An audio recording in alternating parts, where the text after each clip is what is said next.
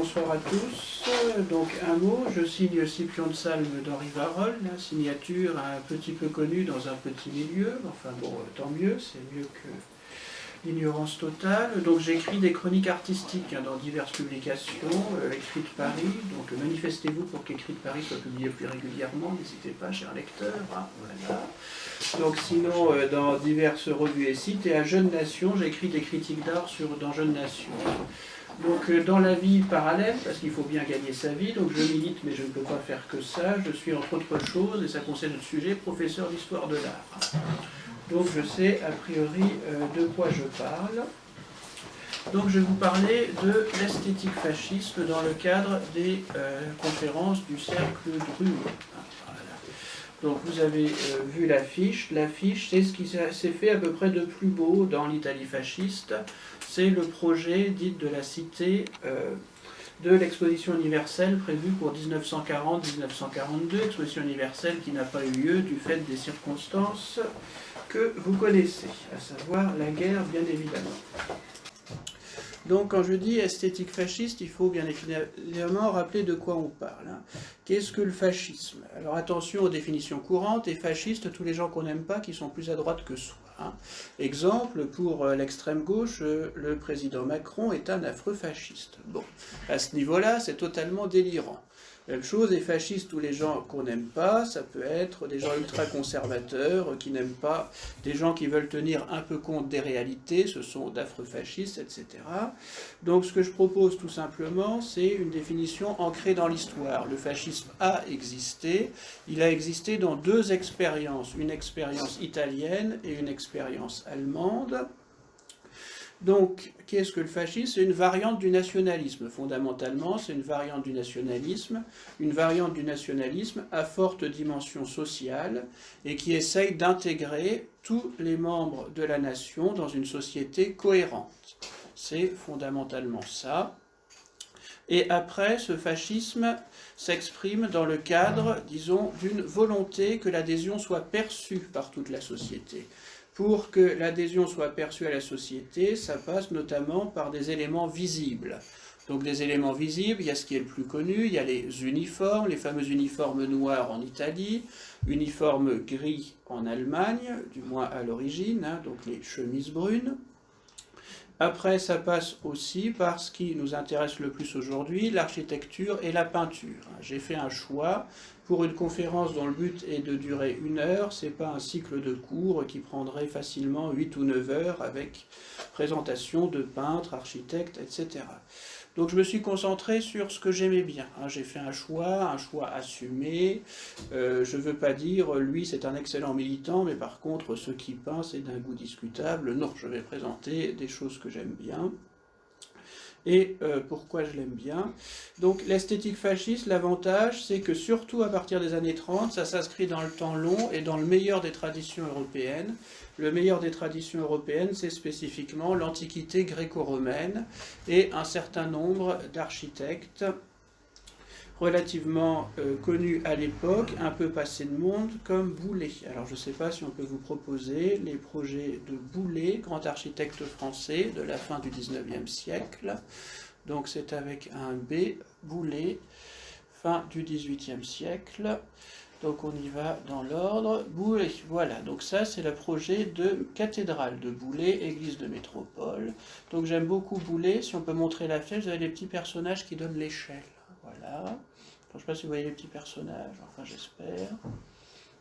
Donc vous avez ce Boullée, c'est un architecte assez génial, fin du XVIIIe siècle, qui voyait grand. Donc Boullée, c'est un des pères reconnus de l'architecture fasciste. Non pas évidemment qu'il a la moindre responsabilité dans le mouvement politique, mais il a été reconnu comme source d'inspiration au XXe siècle, notamment par le plus grand architecte fasciste qui est M. Speer, S-P-E-2-E-R, donc un Allemand. Alors Speer a été lamentable à Nuremberg et par la suite, mais enfin jusqu'en avril 1945, c'était un national-socialiste convaincu, bon plus par la suite, mais d'un point de vue de l'architecture, c'est extrêmement intéressant. Donc Boullée, on va proposer d'autres éléments de Boullée. Donc voici le tombeau de Newton, hein, le tombeau où c'est notable de Newton. Donc voir aussi les petits personnages qui vous donnent l'échelle. Hein, donc vous les voyez très grands. Ça fait l'équivalent de 150 mètres de haut. Hein. Donc une des caractéristiques de l'architecture fasciste, c'est la recherche du colossal, hein, pour montrer la grandeur de l'État et susciter l'adhésion des foules. On va balayer les derniers boulets et ça nous permettra de quitter ce propos introductif. Donc ça c'est un projet d'opéra. Donc avec une colonnade devant, donc c'est reprendre le langage, hein, de l'architecture gréco-romaine. Et maintenant, je vais continuer. Donc je vous propose 3 grandes parties, hein, pour cette approche de l'architecture fasciste, pardon, de l'esthétique fasciste. Est-ce que tout est esthétique? Première partie. Deuxièmement, nous verrons l'esthétique fasciste italienne. Troisièmement, l'esthétique nationale socialiste allemande. Donc, est-ce que tout est esthétique dans le domaine fasciste? Donc, une recherche de l'harmonie et de l'unité. On a tendance à dire oui. C'est notamment les grands rassemblements. Donc, on peut proposer, par ordre logique, les rassemblements avec Mussolini. Donc, on va aller avec Mussolini, le chef d'État italien, qui, si le fascisme au sens strict commence en 1920, vous avez un pré-fasciste en 1919, un fascisme en 1920, Mussolini a été au pouvoir en Italie de 1922 à 1943, puis 1945 pour le nord de l'Italie. Donc l'intérêt, c'est de voir la visite de Hitler en Italie. Donc vous avez les foules unies. L'affiche, c'est une forme d'art, hein, donc c'est du noir et blanc colorisé, uniforme brun, uniforme vert, donc influence militaire très nette pour les deux personnages. Et en arrière-fond, le symbole de l'Italie fasciste, qui n'est d'ailleurs pas une construction propre, qui est le Colisée. C'est donc le plus grand amphithéâtre de l'Italie romaine. Donc le Colisée, c'est une référence absolue. Autre animal qui symbolise la force, la puissance, est d'origine romaine. Autant chez Hitler que Mussolini, c'est l'aigle. Vous avez 2 aigles très différents, mais sur la toque de Mussolini ou la casquette de Hitler, vous avez donc des aigles. À propos des rassemblements de Mussolini, nous allons voir des formes de dialogue avec les foules qui sont très novateurs pour l'époque. Donc là, c'est Mussolini qui travaille, il démolit un quartier médiéval pour dégager les forums romains. Donc on voit l'exemple, Mussolini c'est le héros au travail, hein. Donc là aussi il y a des modèles antiques, et Mussolini avait une vraie carrure d'athlète, hein. Il était d'origine populaire, il a fait les travaux des champs, donc c'est certes ce genre de document posé, mais Mussolini était un vrai travailleur manuel, là il n'y a aucun doute là-dessus. On reconnaît le monument de l'unité italienne, hein, au fond à gauche, hein, parmi les grands monuments romains. Donc on va continuer. Donc là encore, typiquement, Mussolini devant le Colisée, qui est un symbole auquel on n'échappe pas. Donc remarquez le côté uniforme d'inspiration militaire. Pour un mouvement politique, ça n'allait pas forcément de soi, mais c'est l'innovation de ce genre de mouvement fasciste dans les années 20. Donc Mussolini, c'est quasiment un uniforme militaire. Pour mémoire, Mussolini a fait une première guerre mondiale honorable. Il a été sous-officier, comme Hitler d'ailleurs. Mais donc là, on voit référence à l'unité militaire. Pourquoi? Puisque l'armée, ça symbolise l'unité de la nation. Fondamentalement, tous les citoyens italiens ont fait la première guerre mondiale. C'est la première expérience d'unité de la nation. C'est donc la première inspiration du fascisme. D'où le côté paramilitaire des uniformes fascistes. On va continuer. Donc ça, c'était un des exemples de sculpture contemporaine. Donc là encore, vous avez les décors antiques, ça c'est les thermes de Caracalla. Et vous avez des tentatives de sculpture imitant l'Antiquité. Donc dans les thermes de Caracalla, là aussi, visite Hitler-Mussolini à Rome. On va continuer. Donc là, c'est un rassemblement au bord du Tibre. Là aussi à Rome, on voit le Tibre derrière. Donc l'idée c'est de nouveau l'aigle, hein. Donc c'est l'aigle romaine, et ça permet de voir la dimension un petit peu discutable de l'esthétique fascisme assez longtemps, surtout dans les années 20, c'est le caractère futuriste. Futuriste c'est quoi? C'est l'équivalent, osons le dire, italien du cubisme, même si dans les années 20 le futurisme s'est rallié au fascisme, hein. Donc il y a notamment Marinetti qui est resté un excellent militant fasciste. Le problème, c'est que c'est ce genre d'esthétique, hein, donc très modernisante et peut-être un peu trop. Bon, là, vous avez l'aigle aux ailes repliées, chez nos amis allemands, c'est déployé. Et le dux, ça, c'est l'appel à la latinité, hein. Donc le dux, c'est le chef de guerre ou le chef politique, ce qui a donné duce en italien. Donc on voit la référence explicite, hein. Il n'a pas écrit duce en gros, il a écrit dux en latin. Donc il y a Mussolini qui est au sommet de la tribune et vous voyez la foule alignée en rang serré, donc pour représenter l'unité de la nation. Et Mussolini savait animer les discours, hein, on ne s'ennuyait pas, ça aussi c'est important. La caricature, c'est le communiste Fidel Castro, hein, c'est une dissertation de 5 heures sur le marxisme-léninisme aux enfants des maternelles qui n'en peuvent plus, hein, et c'est très vrai. Tandis que là, le Duce, c'est parler 1 heure, 2 heures très grand maximum, hein, à la foule qui donc adhère. Hein. Mussolini, c'est la magie du verbe, avec une petite réforme interne de la langue italienne. Il tient à parler un italien proche du peuple, tout en étant formellement décent. Il s'oppose à un italien aristocratique où il y a des formules de politesse et une troisième personne assez systématique. Donc il y a une petite révolution de la langue italienne, donc volonté de se rattacher à des ressources populaires tout en étant décent dans le son. On va continuer. À propos des grands rassemblements, nous allons passer à Nuremberg. Ça doit être à Nuremberg, voilà. Donc ça, c'est les plus connus. Nuremberg, c'est une des capitales culturelles de l'Allemagne médiévale. Hein. C'est fondamentalement ça, une des capitales culturelles de l'Allemagne médiévale, au nord de la Bavière actuelle. Hein, voilà. Donc l'intérêt c'est quoi? C'est des rassemblements jusqu'à 1 million de personnes. Il fallait être des Allemands pour faire ça. Gérer 1 million de personnes, c'est absolument impossible. Voilà. Donc ils sont tous bien alignés. Et vous avez la tribune. Alors ce qui est intéressant, c'est de voir la tribune blanche, le drapeau à croix gammée, noir, rouge et blanc, c'est les couleurs nationales de l'Allemagne, hein, version pan-germaniste issue de la Prusse. Donc on joue sur les couleurs traditionnelles et le contraste rouge et noir, ça Hitler qui était comme vous le savez artiste peintre, il en savait assez pour comprendre que c'était une couleur dynamique qui attirait le regard. Donc vous avez la tribune et derrière les colonnades tout autour de la tribune. Donc ça, il y a des effets, on peut dire faciles, mais impressionnants, recherchés. Et on ne fait plus guère de politique comme ça. Ce qui se rapproche le plus, c'est les Chinois. Ils sont malins les Chinois, comme disait Edith Cresson. C'est Xi Jinping, pour l'anniversaire de sa République populaire chinoise, ils savent encore faire des parades de masse. Hein. Donc aussi détestables que soient les communistes chinois, ils reprennent le meilleur de l'esthétique européenne, évidemment sans le dire. Donc ça, c'est les rassemblements annuels du parti à Nuremberg en septembre. Donc 1 million de personnes. Donc on va continuer après. Donc variante à Nuremberg, ce qui est très intéressant, c'est les drapeaux. Les drapeaux, ça vient de l'Antiquité romaine. Ils imitent les légions romaines de façon consciente, hein, avec le petit aigle au-dessus, bon, la croix gammée qui est le symbole du mouvement national-socialiste, et en dessous les noms des villes, des sections des Sturmabteilungen, donc des SA.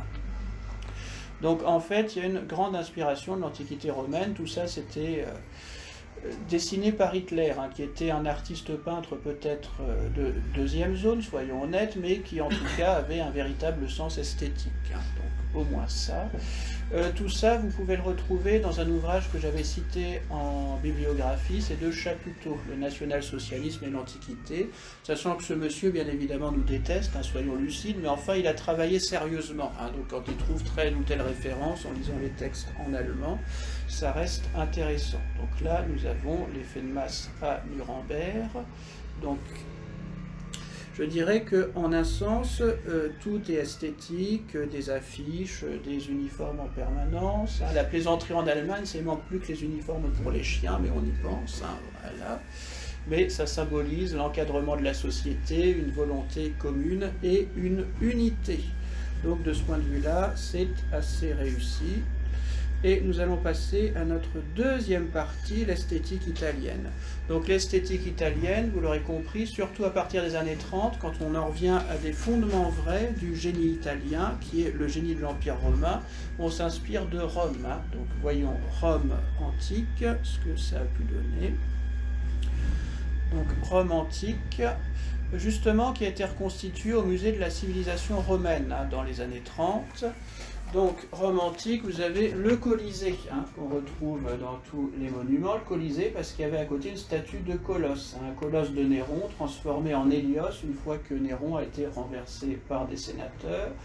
Donc le Colisée, Hélios, et le Palatin, donc le grand complexe palatial qui a donné palais aux Français sur la colline au centre de Rome. En dessous, bien sûr, le grand stade, le Cirque Maxime. En arrière-fond, le Tibre. Et là, il y a toute une série de forums que l'on devine, qui sont des grandes places monumentales à fonction politique ou commerciale. Donc d'un côté, vous avez des bâtiments admirables dans Rome, mais Rome souffre d'une certaine confusion au sens où on a rajouté les bâtiments au fil des siècles. Nous verrons que les Allemands osent dire que l'on peut s'inspirer de modèles plus rationnels dès l'Antiquité. Nous verrons lesquels. Donc, à propos de Rome, Mussolini décide de construire une deuxième Rome à la gloire du régime, au sud de Rome. Alors ça, c'est le monument d'Auguste, restauré à l'époque fasciste en forme de petit temple à moitié transparent. Donc ça, c'est un hommage. Ils l'ont détruit pour le détruire après-guerre, exprès. Donc maintenant, c'est une cage de verre. Donc il n'y a plus aucune symbolique fasciste. Donc je disais, on va passer à l'EUR. C'est le projet de la deuxième Rome ou cité pour l'exposition universelle. Donc c'est ce qui se fait de mieux dans l'art fasciste. Parce que le fascisme a énormément construit, mais il a construit des logements sociaux, des gares, des autoroutes, donc des monuments, enfin des constructions utilitaires, mais qui ne partent pas, la plupart du temps, une marque spécialement fasciste ou spécialement réussie. Donc là, le but, c'est d'avoir bien sûr une architecture à colonnade sobre, donc c'est ce qu'il y a de plus sobre, comme vous pouvez le voir. C'est assez beau, donc ça c'était l'angle de l'affiche. On va essayer d'avoir une vision d'ensemble. Donc, tant pis, on va faire dans l'ordre. Donc ça, c'est un des bâtiments les plus réussis, c'est l'église Saint-Benoît. Pourquoi Saint-Benoît? Parce que c'est le prénom du Duce, bien entendu, Benito.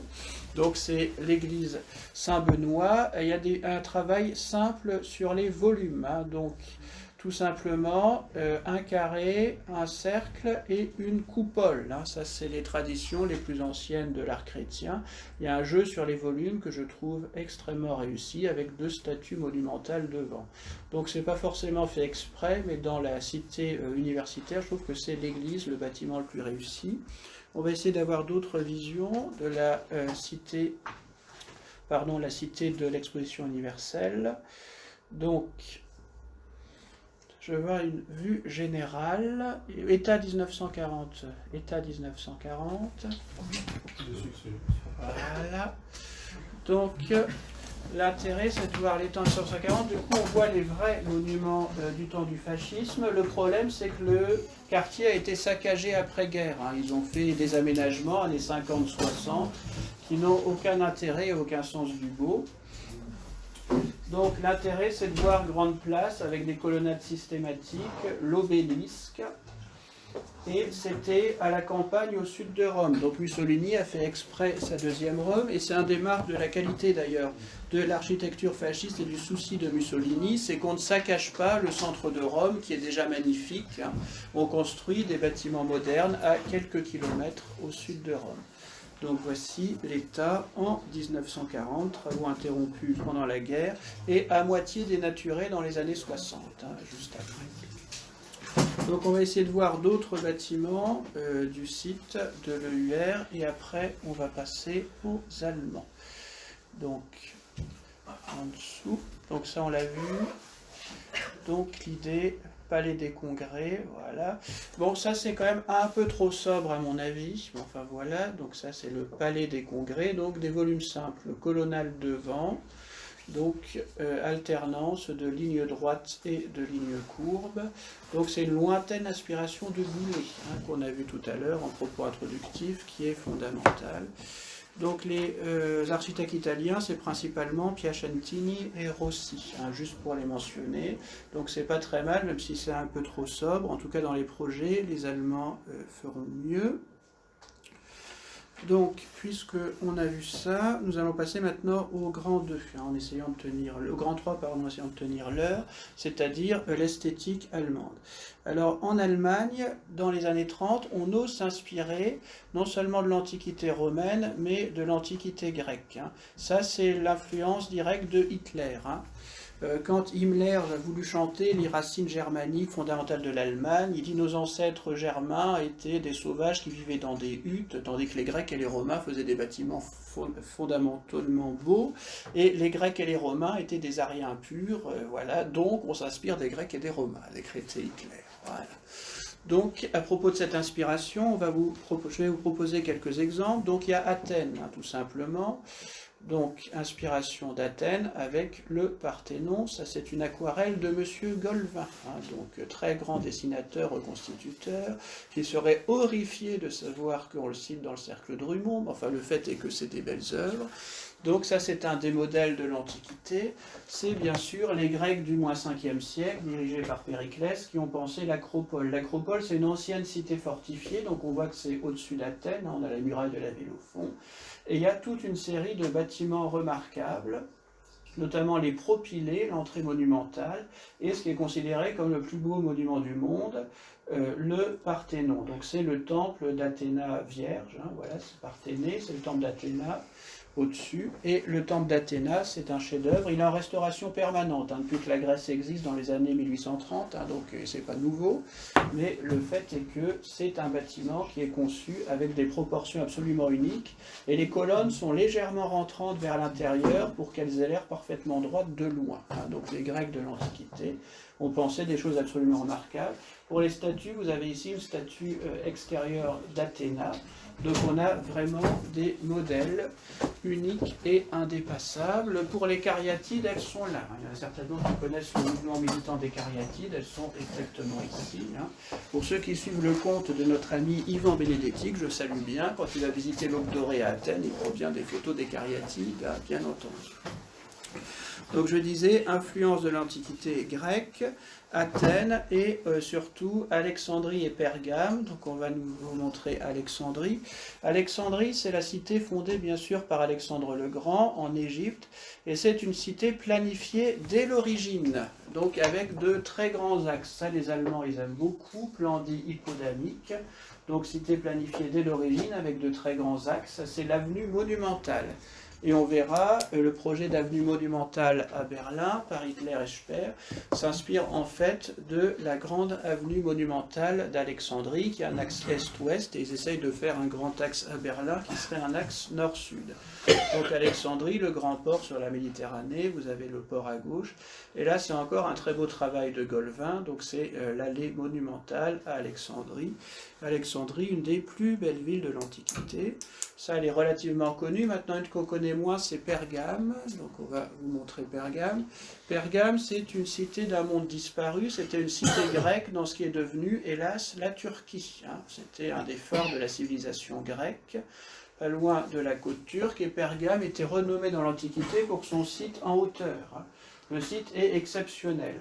Bon, maintenant, c'est complètement tombé à cause des tremblements de terre. C'est une région à tremblement de terre, pas de chance. Mais il y avait donc la cité à différents étages de Pergame, avec des perspectives monumentales et des bâtiments colossaux. Là, il y avait les temples et le palais royal au-dessus. Un théâtre que l'on voit encore, avec, si on va sur place, avec une propagation formidable des sons. Et Pergame, ça fait partie du projet muséographique national allemand, puisqu'après des décennies de travaux, il y a le Pergamon Museum, c'est le musée des antiquités, qui est absolument à voir à Berlin, où ils ont reconstitué l'hôtel de Pergame. Le Pergamon a été inauguré au tout début des années 1830, donc il y a une grande référence à l'architecture grecque dans l'Allemagne de l'époque. Donc cette esthétique allemande, il y a aussi des modèles en peinture. Nous allons passer à la peinture. Donc la peinture essaye de s'inspirer du meilleur de la Renaissance italienne. Donc le meilleur de la Renaissance italienne, je vous proposerai Botticelli. extrêmement célèbre, évidemment. Donc Botticelli, c'est un Florentin, bien évidemment, la naissance de Vénus.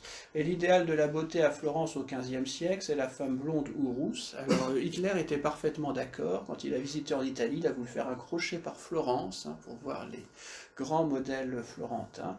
Et c'est là vous dire que ce personnage avait ses défauts, mais il y avait une vraie passion pour la culture. On n'imagine pas un instant Sarkozy, Hollande ou Macron exiger, tant qu'à aller en Italie, de visiter les musées.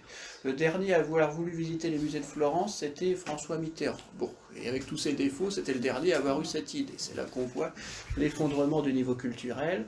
Donc, très belle femme européenne, ça c'est la naissance de Vénus, et elle naît des eaux, hein, dit la légende, donc vous la voyez sur les eaux. Donc ça c'est Botticelli. Après nous avons le Tintoret. Tintoret, peintre vénitien, fin XVIe siècle. Et vous aviez beaucoup d'Allemands dans les ateliers du Tintoret. Hein. C'est pas très Venise, c'est au nord-est de l'Italie, pas très loin de l'Allemagne. Il y a effectivement beaucoup d'Allemands dans les ateliers du Tintoret. Donc il était considéré non seulement comme artiste arien, mais culturellement à moitié allemand, le Tintoret. Donc du coup, dans l'enseignement des années 30, il était très honoré. Donc là, Tintoret, c'est quoi l'article? Eh bien, c'est Mars et Vénus. Mars et Minerve. Donc Mars va essayer de troubler la félicité publique à gauche, et Minerve, qui est la déesse de la sagesse, le retient.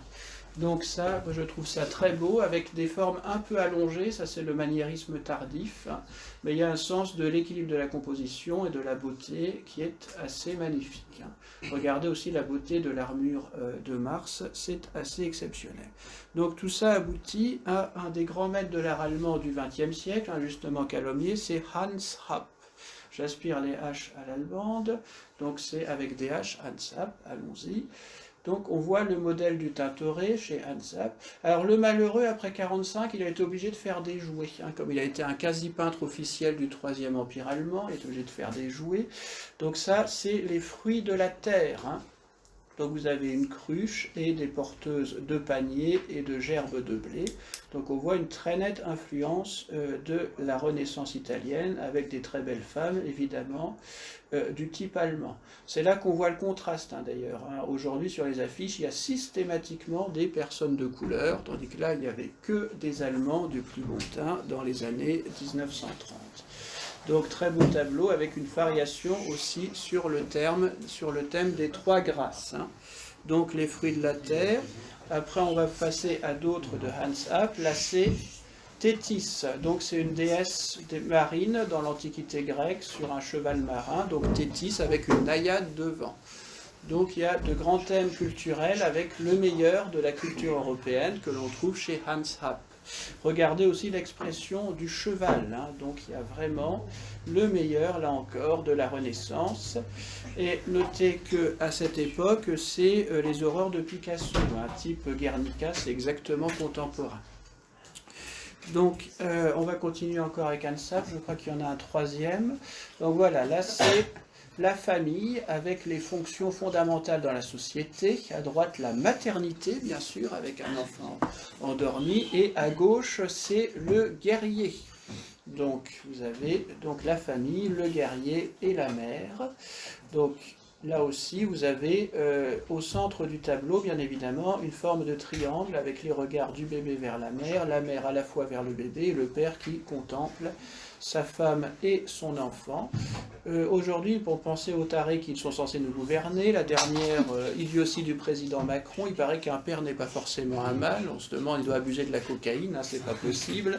Enfin bon, ou lui-même ne se sent pas mal, je ne sais pas trop. Enfin, voilà, donc là on voit justement un homme qui est un homme, une femme, et un enfant, enfin des évidences, et une approche très saine de la famille, hein, bien évidemment, dans le national-socialisme allemand. Après, je crois qu'on a fait à peu près le tour pour les principaux tableaux que je voulais vous montrer de Hans Rapp. Nous avons donc un monsieur d'origine française, hein, comme beaucoup d'Allemands du XXe siècle, donc descendant des Huguenots, je crois, c'est monsieur Palmier, avec un « et », donc Palmier. Donc lui, c'est un tableau intéressant, c'est la bénédiction du travail, un Segen der Arbeit. Donc là, le but, c'est la célébration du travail allemand. Alors le côté national-socialiste, c'est qu'on aime bien la paysannerie à gauche, l'artisanat à droite, c'est pas l'industrie, donc la paysannerie à gauche, l'artisanat à droite, et la déesse du travail au centre. Donc vous voyez, les Allemands, ils ont eu l'idée de faire une allégorie, une forme de déesse du travail, tellement on aime le travail bien fait en Allemagne, voilà.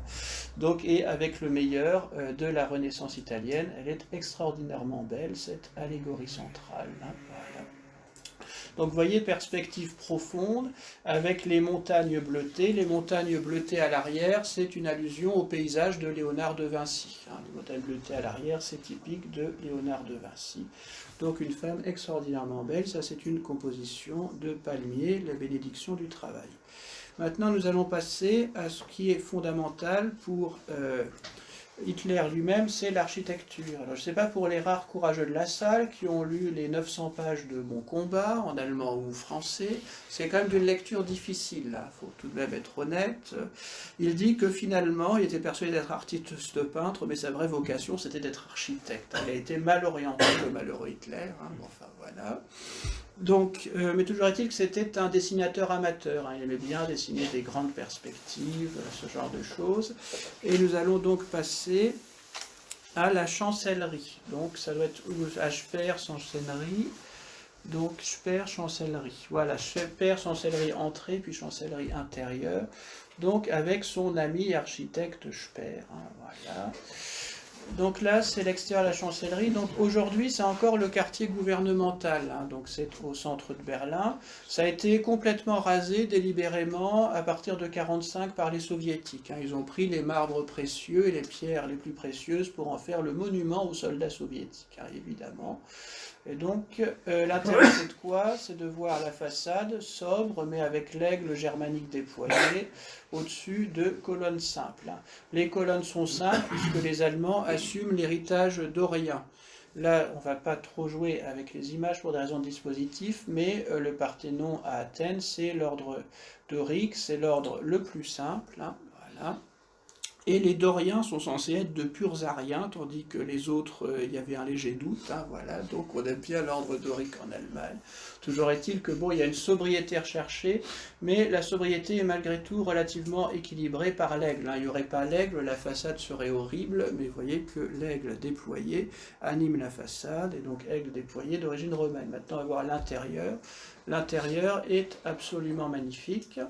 Donc c'est quoi? C'est des marbres naturellement rouges et un dallage, des mosaïques, une entrée de la lumière par le haut. Autant vous dire qu'à Berlin, on aime avoir une lumière pareille. Pour ceux qui ont séjourné à Berlin, c'est relativement rare. Voilà, donc c'est la Lorraine Empire, moi qui viens de là-bas, voilà comment c'est Berlin. Donc pour les jours de lumière, c'est absolument formidable, avec des mosaïques incrustées dans les pierres. Donc tout un travail exceptionnel qui s'inspire directement des Grecs et des Romains, ou d'Alexandrie, ou des termes de Caracalla, très grand travail des architectes, début XXe siècle, architectes et archéologues, ils ont compris comment fonctionnaient les termes de Caracalla, et c'était ce genre de décor absolument magnifique. Alors ceci dit, pas de surinterprétation, c'est pas qu'Hitler est un grand sorcier qui se croit possédé par l'esprit de Néron et des vieux dieux germaniques ou romains, non pas du tout, il trouve qu'esthétiquement, c'est un sommet du travail des architectes européens, donc ils travaillent en collaboration avec Speer, et c'est assez magnifique. Donc ça c'est la chancellerie. Et leurs inspirations, c'est tout simplement, si on peut le mettre, Fontainebleau. Donc les inspirations, c'est aussi Fontainebleau, donc à visiter pas loin d'ici, et Versailles. Donc Fontainebleau, le génie français reconnu par Speer, ça c'est la grande galerie à Fontainebleau, donc c'est assez magnifique, avec des plafonds lambrissés, des tableaux des deux côtés, grande ouverture pour la lumière. Nous avons évidemment Versailles comme modèles monumentaux, et Versailles, ça nous permettra de faire la transition avec les projets de reconstruction de Berlin. Donc nous ne verrons pas Versailles, mais l'idée c'était de faire la transition vers les projets monumentaux de Berlin, où Hitler, qui a visité Paris, donc en juin 40, suite à des événements que vous connaissez, trouvait que c'était quand même assez joli, mais il allait faire plus grand et plus gros pour Berlin.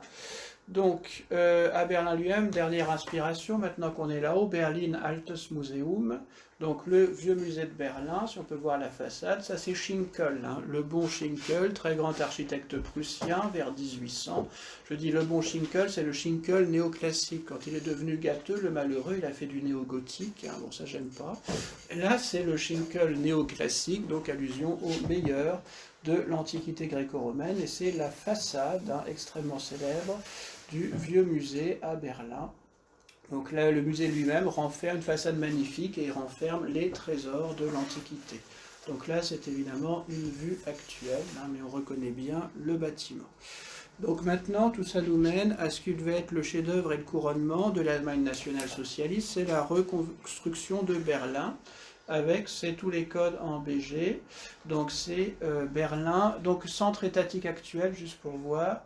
Donc ça, c'est ce qu'a fait la démocratie années 90, c'est pas beau du tout. Hein, voilà. Donc vous avez le bâtiment dominant, c'est le Reichstag, hein, ça sert de repère, donc le Parlement. Vous avez les services de la chancellerie un peu plus loin. Vous avez des bâtiments gouvernementaux, etc. Donc c'est au centre de Berlin, donc il y a de la verdure, hein, ça c'est le seul point positif, et les Allemands ils aiment les arbres et les petites fleurs, ça c'est bien, c'est une qualité, quels que soient les régimes, mais à part ça, vous voyez la gare centrale, oh, pas d'ouf, bah, c'est pas terrible, hein. Bon, si vous venez de Paris, vous débarquez là, vous marchez, d'accord, hein, mais c'est pas très très beau. Donc c'est ce que fait la démocratie années 90, et voyons ce qu'aurait pu faire le Troisième Empire si on l'avait laissé faire. C'est quelque chose comme ça. Donc moi je préfère, chacun ses goûts. Hein. Bon, ben, voilà.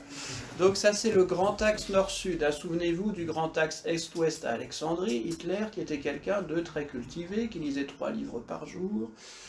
Moi, comme je dois travailler, je n'en lis que 2. Bon, lui, il en lit vraiment 3. Donc, l'axe nord-sud. Donc, derrière, vous avez le Grand Dôme, ou Volkshalle.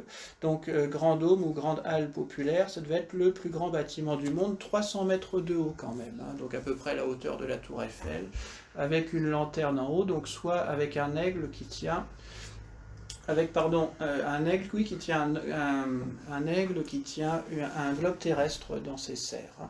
Bon, c'est l'idée du rayonnement mondial de l'Allemagne. Alors, vous avez toujours l'interprétation psychanalytique, c'est des fous mégalomanes qui veulent dominer le monde. Non, ils veulent rayonner dans le monde entier, ce qui n'est pas exactement la même chose, hein, ce qui est déjà ambitieux, mais ce n'est pas exactement la même chose. Donc là, vous avez les fameux drapeaux, bien connus, le style de ce que ça aurait pu être. Je trouve que l'ensemble est plutôt harmonieux et réussi, même si on peut discuter. On va faire défiler à la suite, je pense que c'est le plus simple. La ville devait s'appeler Germania. Oui, c'est ça, Berlin, Germania, parce que Berlin, ça veut dire petit ours en allemand. Donc Hitler trouvait que, bon, avec une nuance de, voire limite, mignon petit ours, hein, Berlin. Donc pour un régime fort, c'était assez moyen. Donc là, on a la célèbre maquette, hein, en 1945, on a un peu par les arbres, mais c'est l'axe monumental avec le dôme au fond.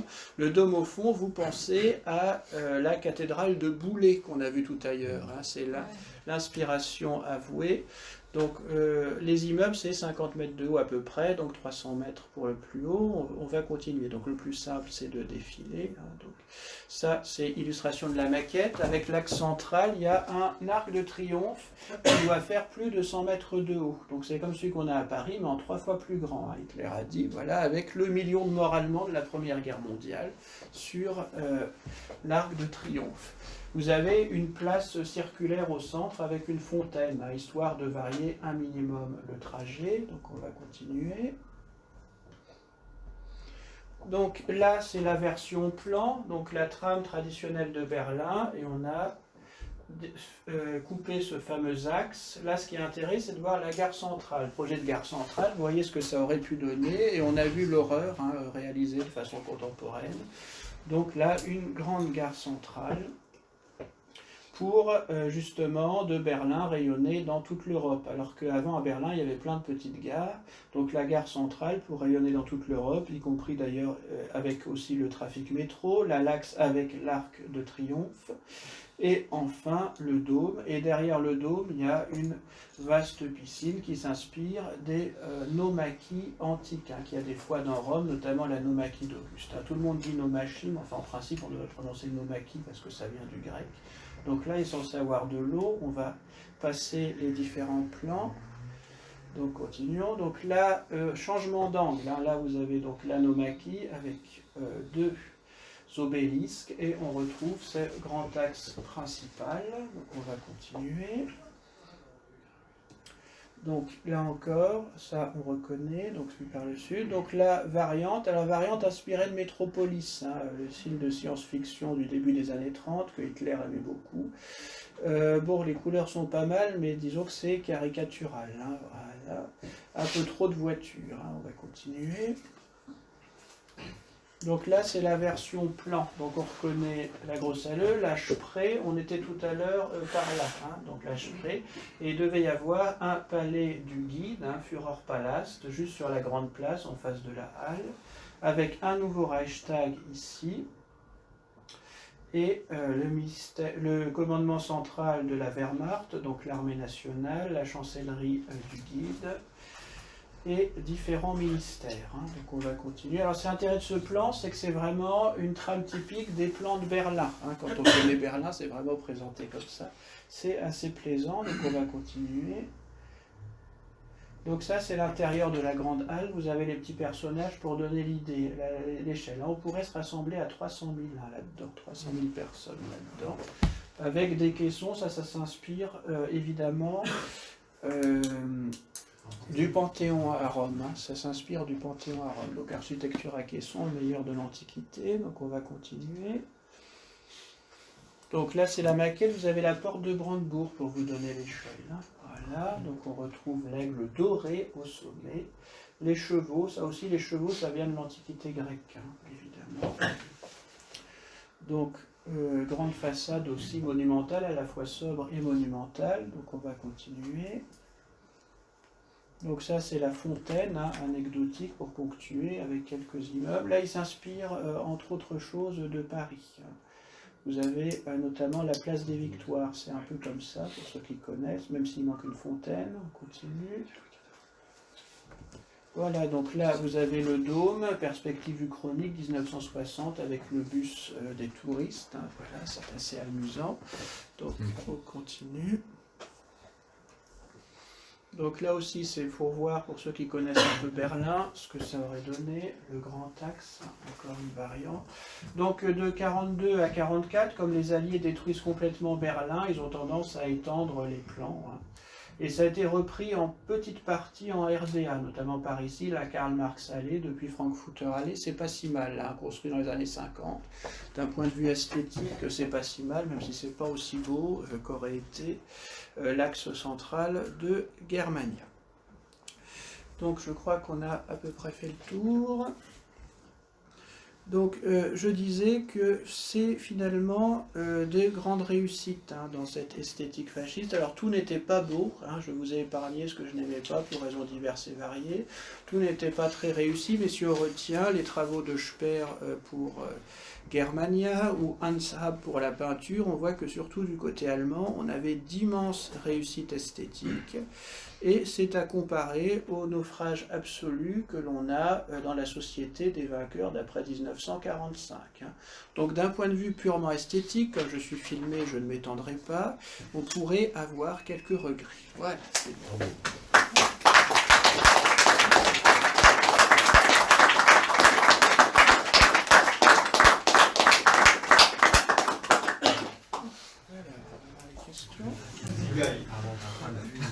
Non, mais en aspirant le H, s'il vous plaît, sinon c'est une horreur. Est-ce que quelqu'un a une question? Oui, je trouve qu'à Paris, on a un monument de style fasciste pas mal.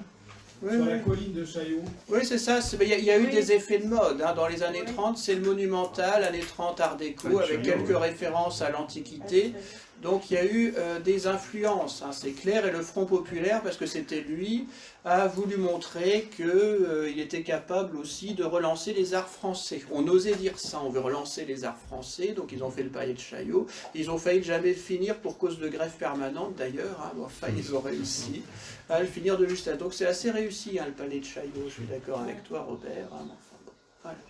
Oui. Et les statues sont presque breakeriennes. Oui, oui, tout à fait. Mais breakerienne, c'est pas exactement mon idéal, sinon je l'aurais montré. Hein. Bon, enfin voilà, question de goût. Pas des bonnes intentions, mais bon, je suis pas super fan de break. Je sais pas, mais moi ça m'inspire un peu Washington. Et Alors, Washington, oui. la gare centrale, ça correspond un peu à la grande centrale terminale. Oui, c'est ça. Oui, les Américains des années 30 font aussi beaucoup dans le néoclassique. Même les grands musées de Washington, qui sont assez jolis d'un point de vue architectural, ça a été construit au tout début des années 30. Hein. Alors certains diront c'est grâce à Roosevelt. Non, ça a été commencé juste avant Roosevelt. Hein, voilà. Mais c'est assez joli, les années 30, et ça s'inspire même des projets du Major L'Enfance, qui était un Français installé aux États-Unis fin du XVIIIe siècle. Hein. Donc il y a un mouvement de réaction dans les années 1900 à 1930 où on essaye de retrouver le meilleur de la culture européenne. Donc de la culture... Non, c'est pas un hasard, il y a des effets de mode. Hein. Ou même côté stalinien à Moscou, il y a des choses qui sont pas trop mal, hein, construites sous Staline d'un point de vue esthétique. Le régime est monstrueux, indéfendable, ça oui, mais d'un point de vue esthétique, il y a des choses pas trop mal. Hein. Voilà. Justement, oui. D'un point de vue... parce que vous avez dit ça, mais on trouve finalement la même chose chez les communistes. Actuellement, par exemple, en Corée du Nord, on pourrait retrouver les grands défilés. Vous avez parlé de la Chine. Oui, tout à fait. Oui, non. Et des fois, ils s'inspirent, ils n'osent pas trop le dire, du meilleur. Et puis, la Corée du Nord, c'est un pays qui a été annexé par le Japon, hein, de 1910 à 1945. Donc, il y a eu les grands défilés, les grandes manifestations des militaires japonais aussi. Donc, il y a aussi ce filtre-là, hein, pour les grandes parades de la Corée du Nord. Oui. On retrouve aussi cet idéal esthétique dans le cinéma. Enfin, vous n'en avez pas parlé. Oui, c'est ça, parce qu'il fallait faire un tri, essayer de tenir moins d'une heure. Excusez-moi, là je souffle, je suis pas fier de moi, j'ai réussi. Mais en effet, on pourrait dire Leni Riefenstahl, oui, ou Cinecittà, sachant que, attention, ça m'aurait tout simplement... Cinecittà, oui, alors le gros de la production, c'était quand même des opérettes ou du cinéma populaire, hein, évidemment. Donc moi j'ai eu un mal fou à trouver Scipion l'Africain, hein, voilà. Parce que, alors autant trouver les chefs-d'œuvre du cinéma soviétique, ça on trouve facilement. Je dis pas d'un point de vue que c'est réussi, mais pour trouver les productions fascistes, on a un mal fou, hein, voilà. Étant de la génération qui a découvert l'informatique à l'âge adulte, hein, les jeunes qui ont grandi avec ça, c'est peut-être autre chose, mais enfin moi j'ai eu du mal, mais j'ai trouvé, donc en gros c'était des cinémas populaires. Cinecittà c'était une réussite de Mussolini aussi, donc le cinéma je n'en ai pas parlé, histoire de faire un tri et d'insister sur ce qu'on connaît trop peu, hein, l'architecture et même la peinture, donc j'ai voulu montrer là-dessus ce qui est ma spécialité, hein. Mais le cinéma, en effet, Cinecittà a eu des grandes réussites, ou même Leni Riefenstahl en Allemagne, je pars du principe que tout le monde le sait. C'est ça, hein, Leni Riefenstahl qui filme Nuremberg ou qui filme les Jeux Olympiques de Berlin. Bon, ça c'est quand même très connu. J'ai voulu essayer de développer d'autres aspects de l'esthétique du régime. Hein. Vous pouvez commenter quelques images? Oui, bien sûr. Hein. Donc ça, c'est un projet de stade. Hein. C'est quand même pas mal, hein, je trouve. Donc au passage, on retrouve l'inspiration fondamentale du cirque Maxime à Rome. Maxime, ça veut dire très grand en latin. Hein. C'est pas un monsieur Maxime, c'est très grand en latin. Donc ça, le but c'est très simple. Vous avez donc la piste centrale. Ça peut servir ou au rassemblement populaire ou au spectacle sportif. Et là, on s'inspire encore des modèles de l'Antiquité. Alors le but, c'est d'avoir une ouverture, hein, par rapport au centre, au stade classique. On ferme pas, on laisse délibérément une ouverture, hein, histoire d'avoir une vraie perspective longue. Ça s'est fait absolument exprès. Et c'était les plans de reconstruction de Berlin. Tant qu'à faire, il devait y avoir un très grand stade. Donc ça aurait donné ce genre de choses. Altitude dans les 80 mètres de haut, capacité... alors je crois que c'est en tout cas 500 000 à 1 million de personnes. Hein. Donc c'était conçu pour que les Berlinois puissent en effet suivre les Jeux Olympiques à venir en Allemagne, et les régimes, autant en Allemagne qu'en Italie, mettent le sport à l'honneur. Hein. Et c'est là qu'en société, c'est l'effort. Hein. Le sportif, c'est vraiment celui qui travaille énormément, qui travaille son corps, et on pense aussi que des bons sportifs, ça peut être utile pour l'armée. Hein.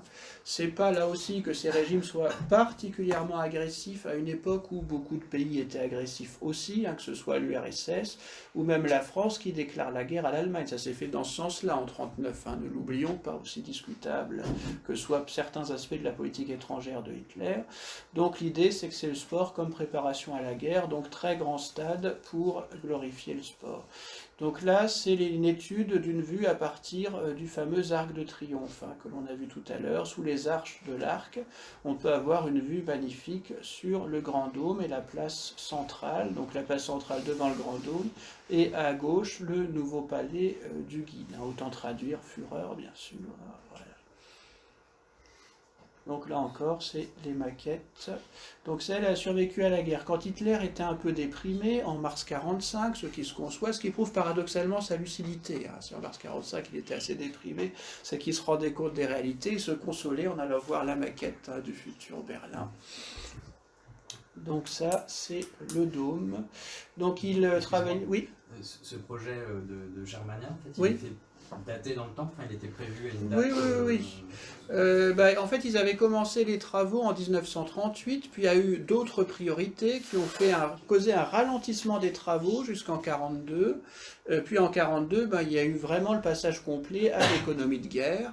Et le gaspillage et le scandale, c'est que le passage à l'économie de guerre ait été commencé seulement en 1942 pour être un plein rendement en 1944. En gros, pourquoi ils ont perdu la guerre, les Allemands, c'est qu'ils ont été en économie de guerre à plein régime qu'en 1944, alors que les Britanniques l'ont été dès 1940, les Français jamais, c'est une des causes de la défaite du printemps 40, et les Américains étaient en économie de guerre à plein régime dès 1942, puisque Roosevelt avait parfaitement anticipé dès 1940.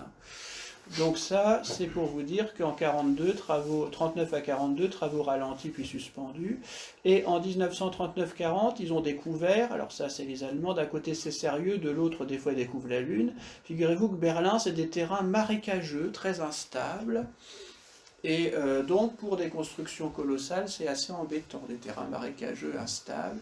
Enfin, c'est pas impossible, parce que des fois il y a des documentaires, hein, qui passent sur Arte, donc Arte pour les Français, et alors du coup ils incendient, toujours pareil, hein, d'un côté on a des belles images, des belles perspectives, de l'autre ils incendient. Ça c'est mon artiste contemporain préféré, vous voyez.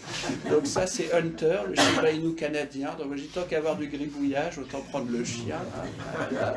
Et il fait vraiment ça le chien. Je disais, le problème c'était le terrain était marécageux. Ceci dit, les Russes ils ont réussi à faire ça à Saint-Pétersbourg, un terrain marécageux impossible, donc si les Russes ont réussi, hein, voilà, donc les Allemands auraient pu réussir à faire pareil. Je dis pas que ça aurait coûté cher, mais enfin bon, c'était leur capitale, hein, là aussi, c'était pas faire. La cathédrale de Strasbourg, pareil. Oui, là aussi, sol spongieux, voilà, tout à fait, voilà. Donc ils avaient trouvé ça, l'idée des pilotis à enfoncer jusqu'à 80 mètres de profondeur, mais enfin s'il l'avait fallu, voilà. Donc ça, c'est un Titien. Donc je vous disais l'inspiration pour Hans Hab que vous avez au Louvre. Hein. Donc ça, c'est l'allégorie du mariage. C'est des jeunes mariés, même si le monsieur barbu est relativement mûr, et le marié se permet un dernier geste affectueux avant de partir à la guerre. Hein. Donc c'est un très beau tableau de Titien. Voilà. Donc ça c'est Versailles, hein, inspiration, la façade sur le parc, hein, qui est la plus belle, année 1690. Voilà, donc allez à Versailles, hein, si on veut trouver le meilleur de l'art européen. Donc sauf si vous êtes, comment dirais-je, terrifié par le coronavirus, hein, 2 tiers de Chinois, 1 tiers de Coréens. J'y étais mercredi pour une exposition intéressante d'ailleurs sur Versailles revisité, revival comme on dit en franglais. Mais c'est toujours magnifique de se promener à Versailles. Donc ça c'est le forum, ça c'est les travaux de Mussolini à Rome. Il a dégagé les quartiers centraux de Rome et ça fait une forme de promenade romantique, hein, mais pourquoi pas. À gauche vous avez l'allée pour les défilés avec le Colisée au fond. Hein, donc Mussolini était fasciné par le Colisée, vous avez le Colisée partout et il a dégagé toutes les perspectives amenant au Colisée. Hein, voilà. Il y a un projet de restauration du Colisée, non? Là aussi c'est en travaux permanents, hein, le Colisée.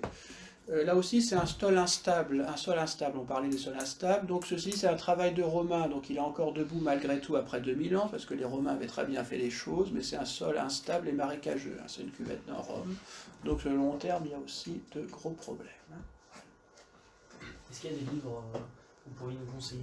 Oui, j'en ai mis 2, il y a Chaputto, le national-socialisme et l'Antiquité, et il y a la biographie de Speer, qui est très intéressante, même si, hélas, ce ne sont pas du tout de nos amis. Hein. Speer de Kitchen, il a vraiment travaillé sur les archives en allemand. Donc ça, c'est Speer qui fait un discours à l'industrie de guerre au travail en 1942, en tant que ministre de la production militaire. Donc vous voyez les deux canons derrière, le symbole de l'Office national-socialisme du travail. Donc vous avez la croix gammée et la roue des ouvriers, symbole du travail. Donc Tempus, c'est pas cher en plus, c'est dans les 8 €, livre de poche, très intéressant. Alors le problème, dès qu'il est question de national-socialisme, l'auteur se sent obligé de balancer des insultes, une fois par page. Une fois qu'on réussit à surmonter ce syndrome de Gilles de la Tourette, vous savez, ces gens qui ne peuvent pas s'empêcher de balancer des insultes en permanence, dès qu'il est question de national-socialiste, il y a du travail, c'est pas mal. Et après, il y a un tiers du livre où c'est Speer après Speer, c'est le personnage qui s'est survécu à lui-même en 1945.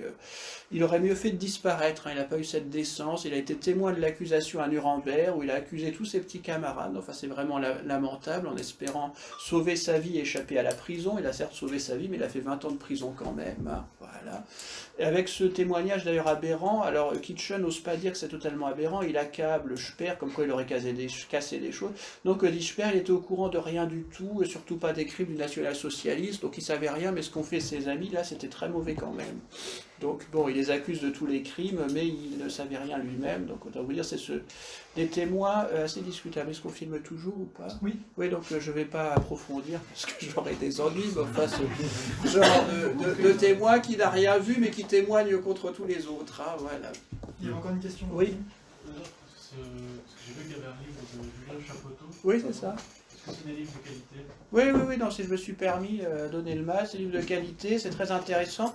Et justement, ça montre que le national-socialisme allemand, c'est pas l'idolâtrie de la germanité primitive au fin fond des bois et des forêts, contrairement à ce qu'on dit parfois. C'est vraiment vouloir retrouver le meilleur de l'Antiquité, sachant qu'Hitler a déclaré que les anciens Grecs et les anciens Romains étaient de purs Ariens, bien entendu. Pardon ? J'ai vu qu'il avait écrit pas mal. Oui, il a écrit pas mal, mais celui-là c'est le meilleur, le plus en lien avec le sujet. Voilà. Donc il a même fait des conférences pour que vous trouvez sur YouTube, etc. Donc ça c'est Pollock, c'est voir l'art contemporain. Voilà. Et puis j'ai pris un grand nom exprès. Donc moi, autant que ce soit un chien qui fasse ça, il peut y arriver. Donc, voilà. Donc c'est pour ça que je préfère malgré tout les productions allemandes des années 30. Et sinon, la plupart c'est pas des génies. Hans Sap c'est le meilleur, ou Palmier. Sinon ça se rapproche du Balthus, pour ceux qui savent un peu. Genre réalisme années 30 en France, c'est pas génial pour la plupart, mais ce qui fait justement le propre du génie, c'est qu'il est unique. Voilà. Oui. Est-ce qu'on peut faire un parallélisme entre Napoléon et Hitler?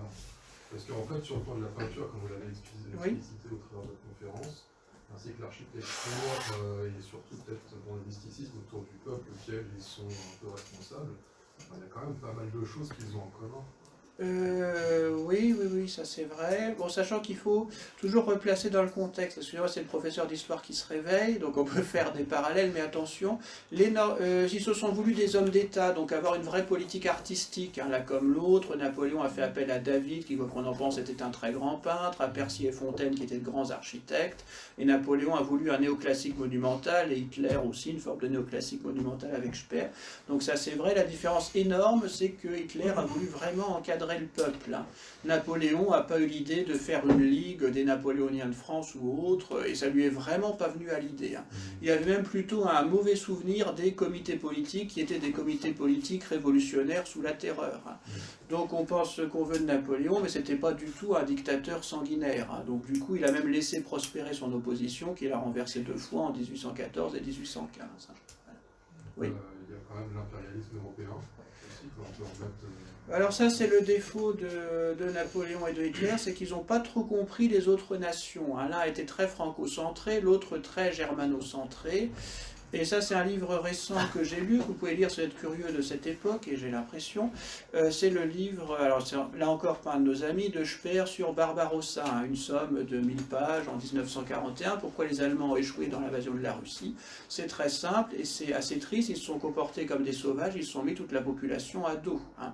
Donc il y a eu ça, l'idée européenne, c'est l'idée de la propagande allemande à partir de 42-43, tolérée du bout des lèvres par Hitler en disant que ça pourrait être utile à l'Allemagne de se trouver des partisans dans toute l'Europe, sachant qu'à partir de fin 42, ils n'étaient plus, sûrs de gagner la guerre, et certainement pas eux tout seuls. Donc le défaut d'Hitler, c'était un nationaliste allemand assez étroit d'esprit, au moins dans un premier temps, hein, au moins jusqu'en 1942 inclusivement, avec une haine hystérique des Slaves. Ce qui s'explique par le contexte autrichien. Hein. Pour lui, au XIXe siècle, c'est le recul de la germanité face à ce qu'il appelle le slavisme. Donc c'est le caractère fondamentalement autrichien qu'on a tendance à oublier chez Hitler. Et il y a toute cette rancune des pangermanistes autrichiens contre les Slaves qui a explosé jusqu'au début des années 40 en Russie.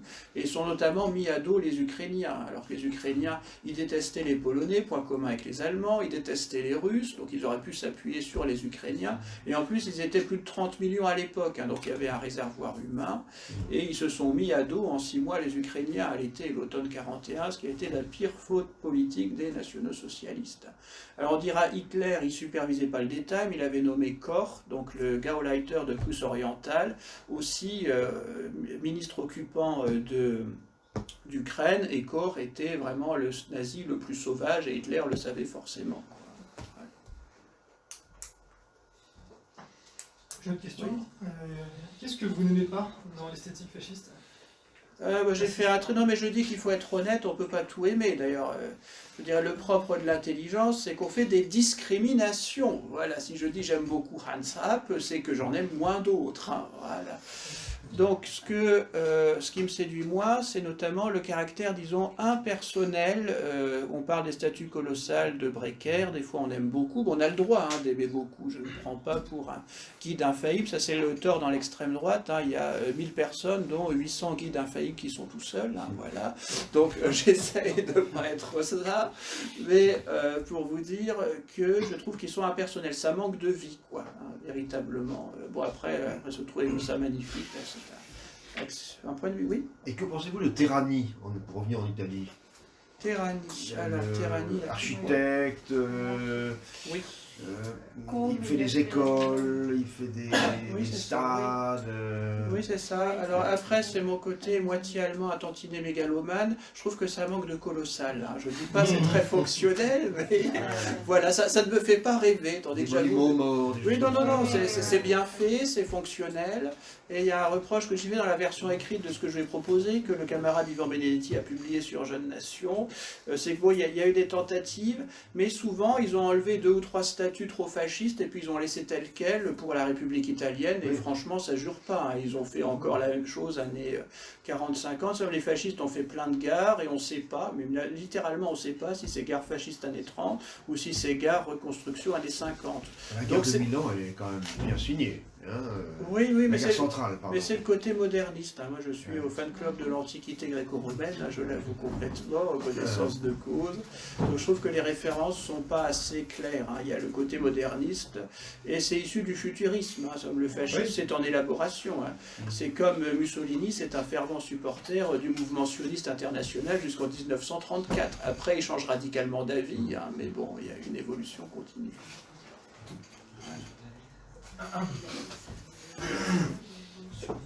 Merci pour cette conférence. De rien. C'est pas volontiers.